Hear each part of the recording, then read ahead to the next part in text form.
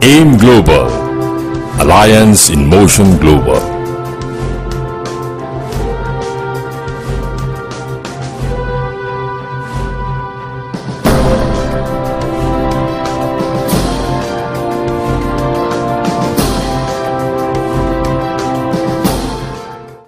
Good morning!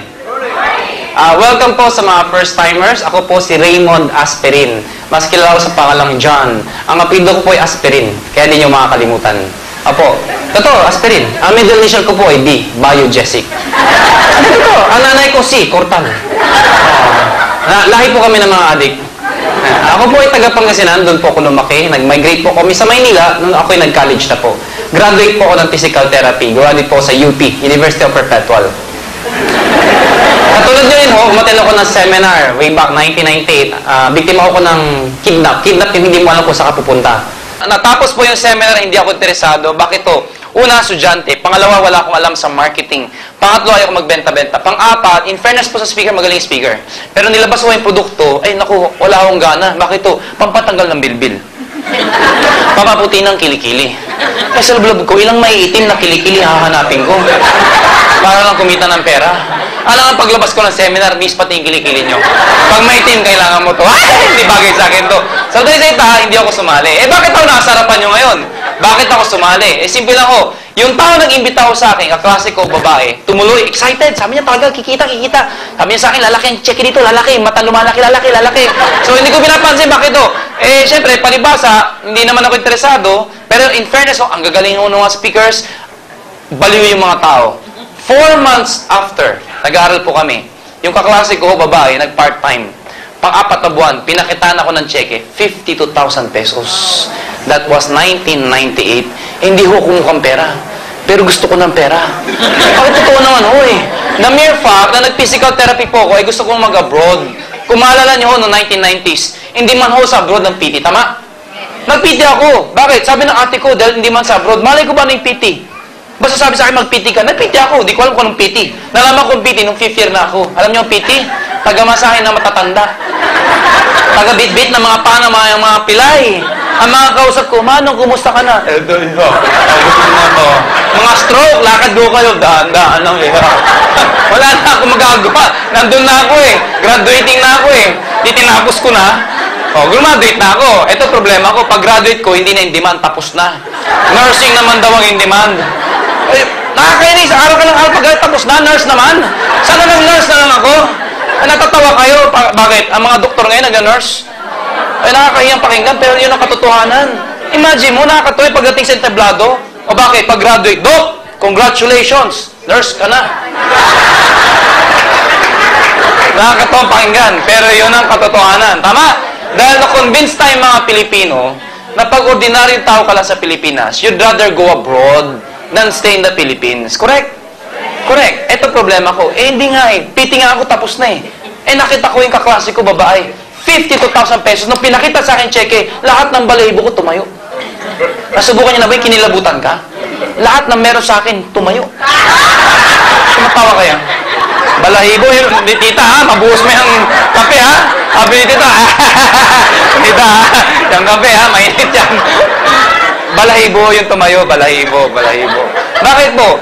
52,000, 1998, bakit hindi ka mababaliw? Kaklase ko, babae, girlfriend ko. Imagine mo, girlfriend mo, 52,000. Siyempre, sino hindi mababaliw doon? Nung iningkas niya yung cheque, kasama ako yung boyfriend eh. Nung iningkas yung cheque, sa harapan ng teller, nung inabot yung pera, hindi ko napigilan sarili ko. Bakit? For the first time in my life, nakita ko ng 52,000. Binigay sa girlfriend ko, sa harapan ng teller, negative ako ha. Sabi nung teller, eto ma'am, pinapirma sa kanya. Hinawa ko sa lig ng girlfriend ko, sabi, galing mo! Sabi ko, alam mo, pagkalik ko, yung 2,000 hinugot, sa'yo. 2,000 binigay sa akin.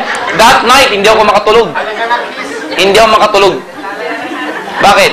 Nasubukan yan, hindi makatulog. Kahit anong posisyon gawin mo, hindi ka makatulog. Bakit di ako makatulog? 2,000 hawak ko, siya 50. Makatulog ka? Makakatulog ka ba noon, ha? 2,000 hawak ko, sa kanya 50,000. Sino hindi makakatulog noon? Sabi ko sa sarili ko, kung kaya ng girlfriend ko, kaya ko rin. Good news! Ginawa ko yung business 1 year. Ginawa ko lahat. Good news po, wala nangyari. Lahat nakakilala, kaibigan, kamag-anak, inimbita ko. Isa lang ang sinabi sa akin, mauna ka na. Hindi kami naniniwala sa'yo. Second year ko, bad trip ako. Yung girlfriend ko, monthly ho, 50,000 buwan-buwan. Nag-70, nag-80. Sabi ko, ano meron dyan? Ba't ikaw ang kumikita? Alam mo sabi niya sa akin, may sistema. Lahat daw ng bagay may sistema. Ang problema kasi sa akin, pag umaten ng seminar, I was there to be entertained. Hindi ako nandun para matuto. Ano ibig sabihin nun? Yun nandun lang, tawa ng tawa. Paglabas seminar, maganda, oo, maganda. Ano naiintindihan ko? Wala nga, maganda lang. Diba? Oh, tawa-tawa kayo, ganun din naman kayo eh. Ilang seminar yung natinan nyo dito, pag pina-explain sa inyo, hindi ko nga maintindihan eh. Kasi I was there to be entertained. Sabi sa akin, pag-aralan mo yung negosyo. So sa Daiseta, nung second year ko, inalam ko talaga. Lahat ng training natinan ko. Good news po. Nung second year ko, na-hit ko yung highest position. One of the highest position. Managerial position. Ayun ho, nag-start na ako kumita ng pera. Nung 2.5 years ko, ang bilis kaagad. Doon nalaman ko yung sistema. Na-hit ko yung car incentive. Honda VTEC SIR. At a very young age, nagkaroon ako ng brand new. Umuwi ako sa Pangasinan namin, sa probinsya namin. Bakit po? Kasi ang number one na negative ng buhay ko, ang nanay ko. Bakit po? Kasi ang nanay ko, in fairness sa nanay ko, ang dami sinalihan. Para Sarali, Tupperware, Abo, lahat na sinalihan. Bakit? Lahat yan lugid, puro pautang. Sabi sa akin, anak, papunta ka pa lang, pauwi na ako, huwag kang sasali dyan. Sabi ko, nay, piloso po na ako. Kung ako papunta, ikaw pauwi, ba't nagkasalubong? Niloko ko na. Pinagalita ang nanay ko. Pinalayas ako sa amin. Ito na ngayon. Nung nagkakotse ako, tinawagan ko, Mami na may kotse na. Mami, uwi ang Pangasinan. Nabalita may kotse ako. Dalawang ba yung kotse? Opo. Ingat. Ganyan. Nagbabago ang ihip ng hangin.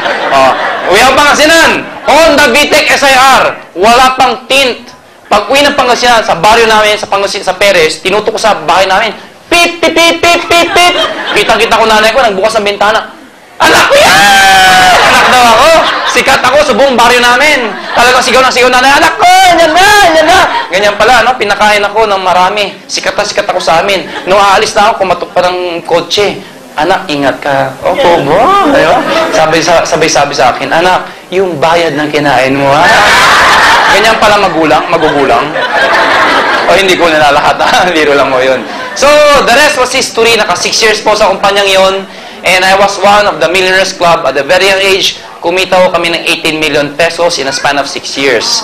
After noon, nag-join ako sa kumpanya, hindi ko nabanggit yung pangalan, IPIC na lang, abbreviation, IPIC. Doon ako nakaipon na malaki. Kasi nag-top 4 po ko doon, kumita ko ng 12 million in just 1 year. And finally, August of 2000, ba't parang laking kabuhay-buhay kausap? Sabi ko 12 million in just 1 year. Yung itsura nyo, mga ganito eh. Teka lang. Yung itsura nyo kasi ganito eh. Parang dating nyo sa akin, ano ngayon? Hindi ko naman pinagmamayabang yun. What I'm trying to point is talaga may pera sa negosyo to. Alam nyo, wag tayo mga plastic. Pero alam nyo, yung mga tao hindi pumalakpak. Ganyan talaga kasi ang Pilipino eh. Kung sino yung wala, siya yung kala mo kung sino. Totoo. O, tinan nyo yung katabi nyo. Tinan nyo. Tinan nyo yung katabi nyo. Tinan nyo! Pag maporma yan, walang pera yan. Yan ang Pilipino. Puro dating, walang datong. Wala na yung may mga nakasabit dito. Peke yan. Teka lang ha, baka may tamaan ha. Ma'am, hindi ikaw pinapatamaan ko, hindi ikaw. Yung katabi mo, ha? Hindi ikaw. Yung katabi mo. Sabi niya, wala naman kasabit. Meron yung shades, ha? Biro lang ha, hindi biro lang. Yung katabi mo. So, sa Daiseta, tinuloy ko yung negosyo. Asan ako? August 2005. Kaming 4 na mayari. Nabanggit na sino mga mayari? Isko, Francis Miguel, Dr. Ed Cabantog, at ako. Ako po yung pinakabata sa mayari. Saka Papo. Bayad na. Ayun. Lakas ang bayad ko, ha? So, August 2005. Kaming 4, nagsama-sama, nag-brainstorming kami. Sabi namin, ang ganda na negosyo to. Kumikita tayo, marami tayong natutulungan. Ang problema, sirang-sira na ho ang pangalan ng multi-level marketing o networking sa Pilipinas. Sabi namin, pag sinabing networking ngayon, lalo sa Maynila, ano sasabi ng mga tao? Alam ko na yan, pyramiding yan. Scam! Di ba? Nakakaya. Pag ikaw member, pupunta mo kaibigan mo, sasabihin sa'yo, ano naman bago mong recruit? Nakakaya. So kami 4, sabi namin, napansin namin, sirang-sira na. So anong ginawa namin? Sabi namin, kaysa sumama tayo sa isang kumpanya, nagsasara din, tayo na lang magtayo para di na magsara. So, the birth of AIM Global